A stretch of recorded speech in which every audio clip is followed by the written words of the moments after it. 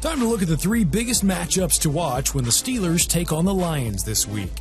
And when you talk Steelers, the conversation usually starts with 26. Oh, look at him charge and drive for the first down. LEVEON Bell is back to his normal self after a slow start. He's averaging 97 yards a game on the ground, and no back is getting fed the rock more. He's averaging 24.1 carries a game, but he's facing a tough test this week. Detroit has been one of the toughest teams to run on, giving up just 3.7 yards a carry.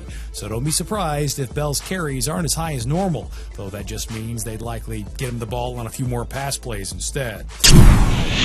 Flip it around now for our second biggest matchup, Detroit's run game against Pittsburgh's run D. The Lions continue to struggle running the football, picking up just 3.5 yards a carry. Only 5 teams have a worse average, but the Steelers give up 4.7 yards a carry, making them one of the easier teams to run on.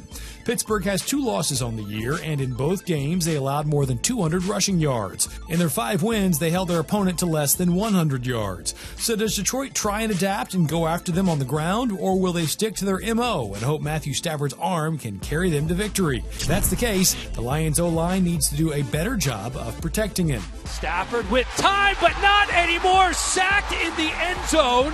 Stafford has been sacked 23 times, and that's in just 6 games, so he's been taken down almost 4 times a game. Only the Colts have a worse average. The Steelers, meanwhile, are tied for the second most sacks in the league with 24. Their secondary has fed off that. No team gives up fewer passing yards per game than Pittsburgh. So this lines up to be an incredibly tough matchup for Stafford and company.